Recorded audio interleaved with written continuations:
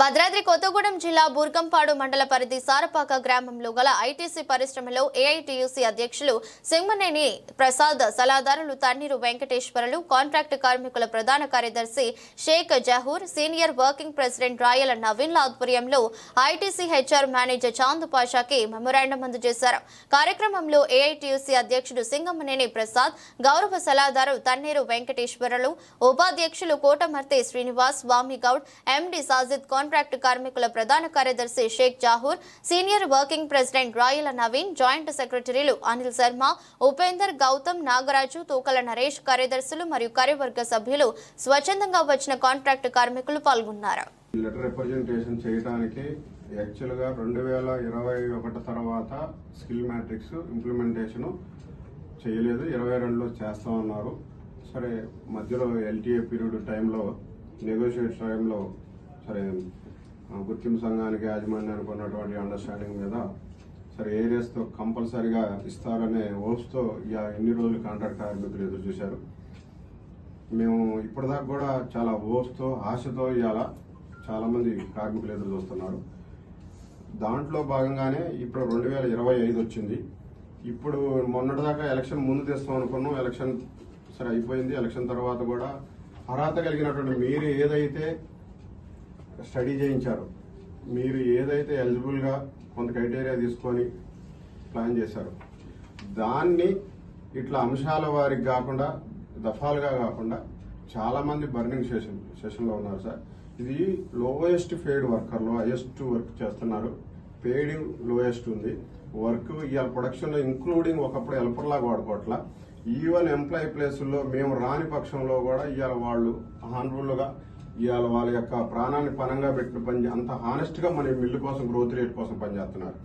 అట్లాంటి వర్కర్ల కోసం మీరు తప్పనిసరిగా ఎట్టి పరిస్థితుల్లో వీళ్ళకి న్యాయం చేయండి.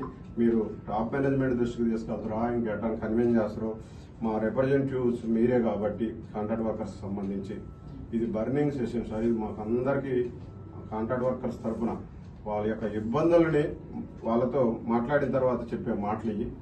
దయచేసి ఇప్పటికైనా మీరు రియలైజ్ అయ్యి కొంచెం ఈ 2-3 దఫాలు అనకుండా మీరు తలుసుకుంటే ఇది రాజు లాంటిది రాజ్యం. ఇది మీరు తలుసుకుంటే ఇది మీకు పెద్ద పెయిన్ఫుల్ ఇష్యూయే కాదు.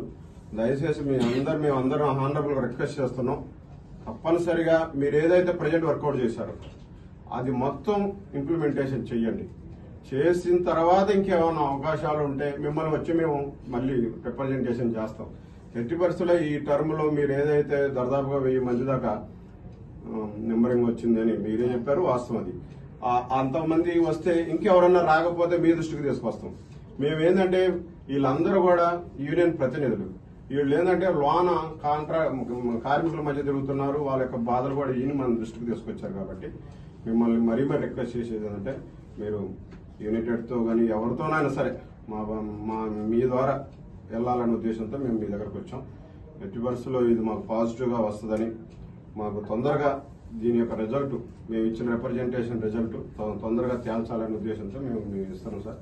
ప్లీజ్ రిక్వెస్ట్ చేస్తున్నాం. మేమైతే ఒక శాంతియుతంగా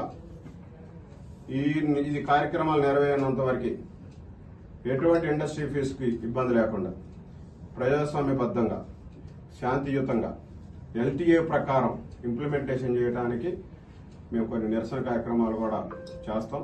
మీరు ఆ నిరసన కార్యక్రమాలు దిగనంతలో ఏదన్నా కొంచెం మాకు పాజిటివ్ రిజల్ట్ చెప్తే హ్యాపీ. మేము గుండెలో పెట్టి చూసుకుంటాం. ప్లస్ ప్రొడక్షన్ కూడా ఇంక్రీజింగ్ రేషియో అలానే ఉంటుంది.